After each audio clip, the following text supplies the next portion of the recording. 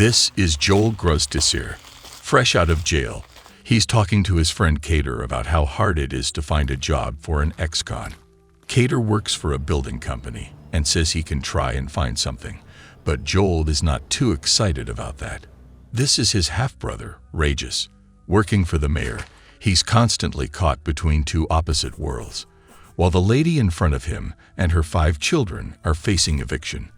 The mayor only cares about the way he looks in the election poster. Regis clearly is making an effort to put himself in the mayor's world. That means he can't really help that woman. In fact, he's not willing to help anyone. In the car, he loses his temper when a handicapped man begins to wash the windshield. He doesn't want to pay for that. He tells his wife, Corinne, that these people are a bunch of liars. When he gets out of the car to prove his point, all he can accomplish is more embarrassment. Corinne is mortified at his behavior, and so is Joel's mother when she finds out he tried to ride the bus without a ticket. A terrible example for his own daughter. She kicks him out of the house. He can only come back when he finds a job. Before he leaves, there's a phone call for him.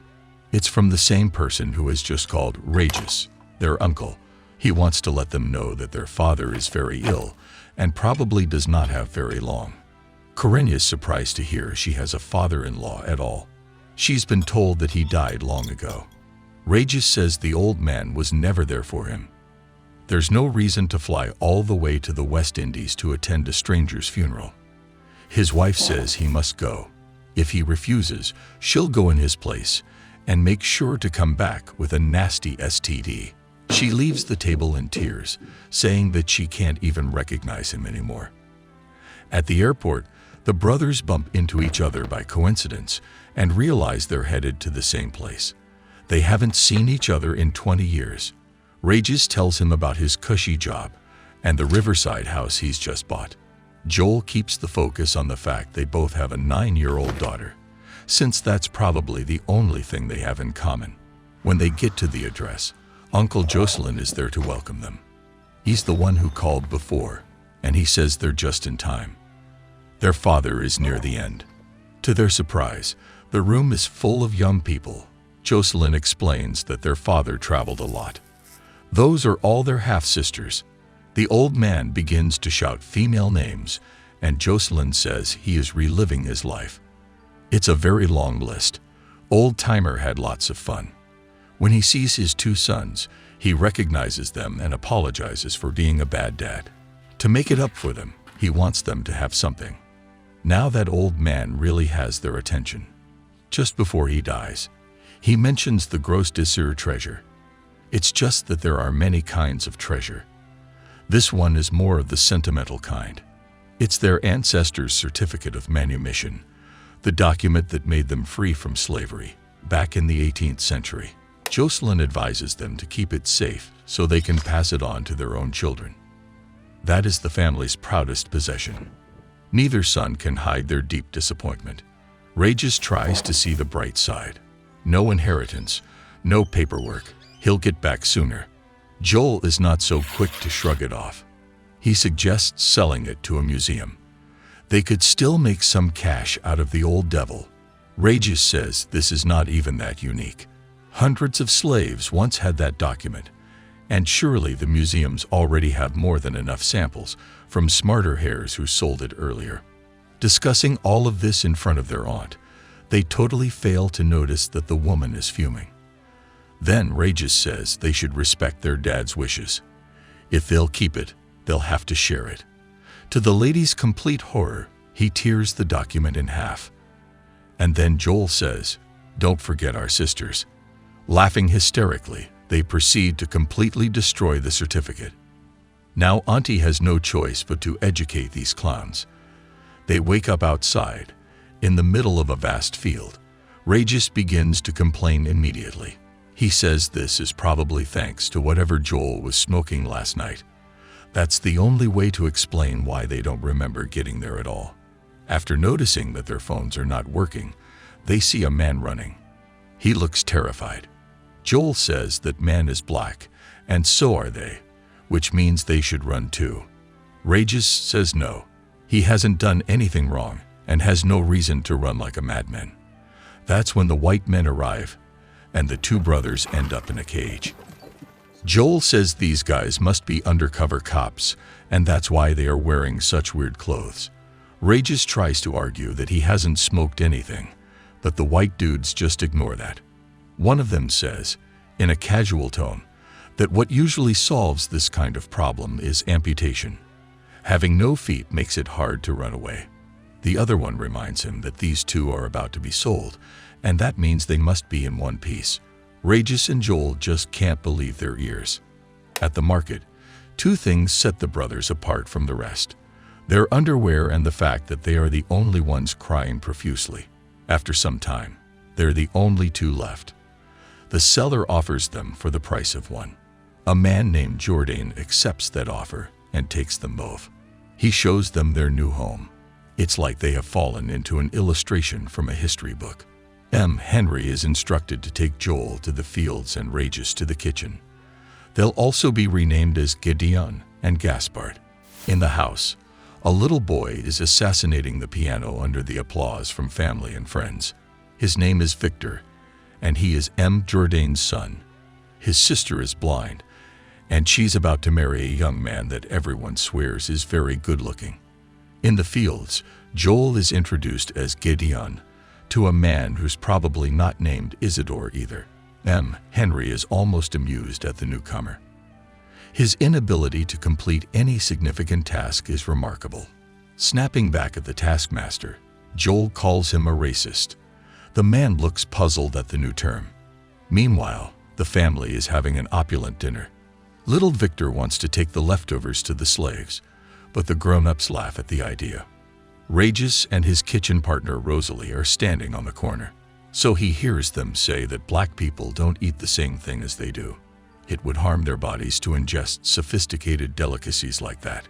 That's when the groom-to-be makes a little joke and tells Victor to be careful among the slaves because they might eat him. Already appalled by the conversation, Regis can't hide his shock when someone mentions that 1760 was 20 years ago. That night, he tells Joel the impossible truth. They have somehow been sent back in time to the 18th century. While Regis keeps trying to work out how that could happen, Joel says he's out of here. The idea of a job was bad enough, so he won't be taking any of this crap.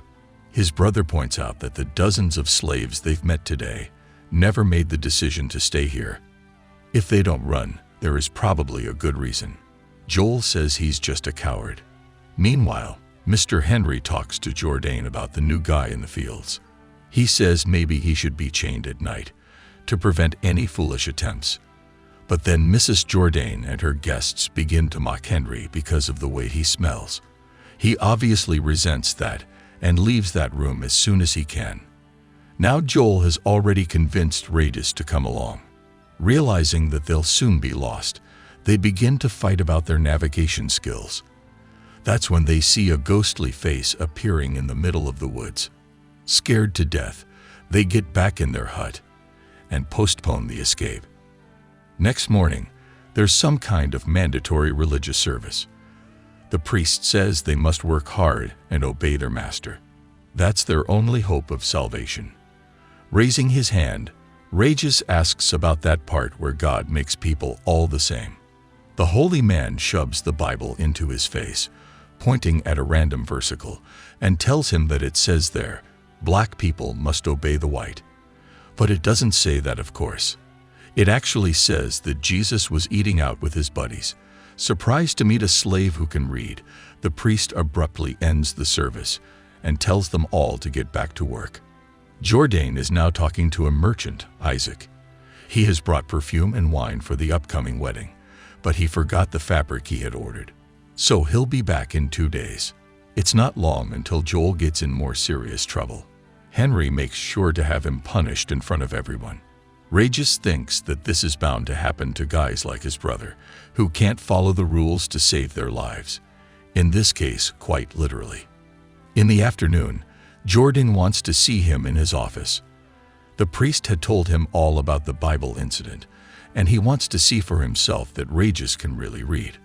Astonished at a new demonstration, Jourdain concludes it must be the white side.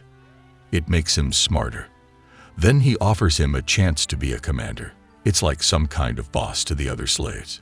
He would get to sleep in the barn and have other little perks as well. At the same time, Rosalie is taking care of Joel's wounds. She points out that he is less robust than most Africans and clearly hasn't worked much before. He must come from a rich family. Joel tries to laugh at the irony, but it hurts too much. Then he tries to kiss her and finds out that she likes Isidore. The priest is also unhappy now. He thought Jourdain was going to punish the literate slave, not promote him. An educated slave is a dangerous one, he says. Jourdain thinks he's overreacting. And anyway, Henry really needs a hand. So the next day starts a bit differently. Joel thinks Regis is joking when he wakes him up with name-calling. He can't believe his brother switched sides like that. Regis says neither of them knows how to come back to their reality, so they gotta take whatever they can get. That might not be what he thinks, as he finds out the first time he decides to call Henry partner, or when he interrupts a poetry contest to make his own verses. The blind girl is delighted to hear them, until her mother explains it wasn't her fiancé who came up with them. Jourdain tells them that this is Gaspard, the incredible slave who can read. The fiancé jokes about it and asks if he can also play the piano. And guess what? He can. And that's exactly what puts him in the exact same position as his brother yesterday. Outside one of the huts, their aunt is watching everything from her rocking chair. On the next day, their hut is empty. Victor sees them hopping into the merchant's carriage, but tells Henry he didn't see them. Once they get reasonably far enough, Isaac stops and tells them to come out. He could tell he had company from the loud snoring. At the plantation, Jourdain hires the same two guys who first captured the brothers to bring them back. One of them has updated his clothing style by 2 centuries. Joel and Regis are now having a decent meal.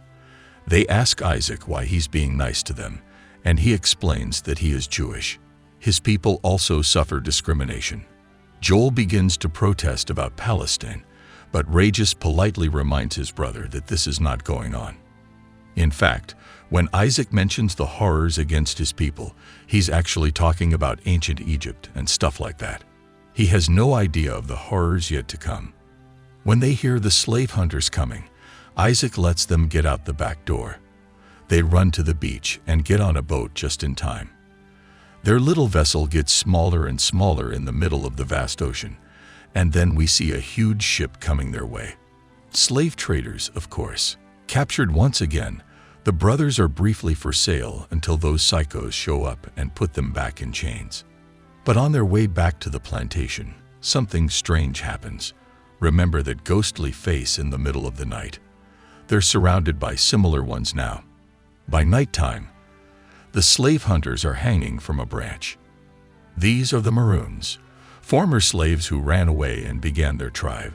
The Grostizers are happy and relieved to finally be among friends, until these guys also force them to take new names. Then they announce their plan to decimate all white people on the planet. And finally, they don't take it very well when the newcomers disagree with their views. After running for their lives most of the night, the brothers succumb to exhaustion. When they wake up, Regis recognizes his aunt sitting near them and realizes she did all this. She then tells them that the key to their freedom is to make it right for their ancestors, Isidore and Rosalie. Only then can they smoke the pipe and go back home. The lady vanishes from their sight, but leaves behind the pipe, and Regis picks it up. Getting back to the plantation, they get severely punished again. Victor is upset about that and stops by their hut to say he's sorry. Just for fun, Joel tells him what's about to happen to French kings, queens, and many other people like his dad's friends.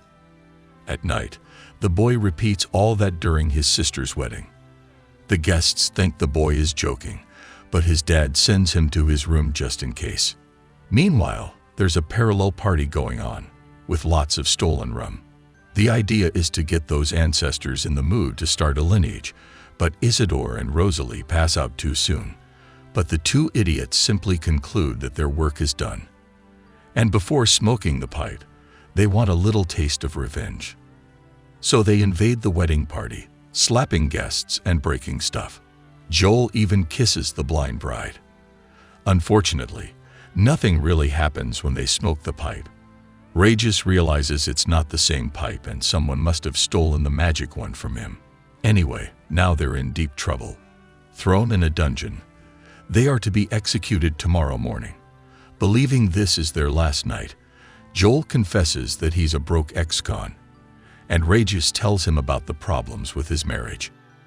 When the time comes, everyone gathers to see the execution, but Victor doesn't want to, so he runs away and falls into a river. Isidore takes the opportunity to save Regis and Joel while everyone is looking for the boy. Ironically, they are the ones who find Victor. He's nearly drowning by then, and Regis actually saves his life. So now Mr. Jourdain is in debt with these two. He offers a bill of freedom, but they refuse it.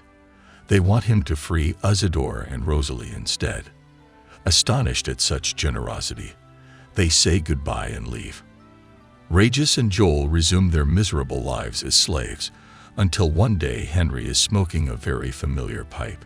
He comes near them to say something nasty, and then blows smoke on their faces, making them instantly disappear. The brothers wake up next to their mischievous aunt, but the certificate is now whole again. And so are their lives. Joel finally gets a job, and Regis learns to stand up against the mayor every now and then. And this is the end. This was a recap of the 2011 movie Case Depart by Legend Films, starring Fabrice Eboué and Thomas and G. Joel. So what would you have done in the same situation? Do you think they got what they deserved? Let us know in the comments below with #CinemaRecap. Until next time.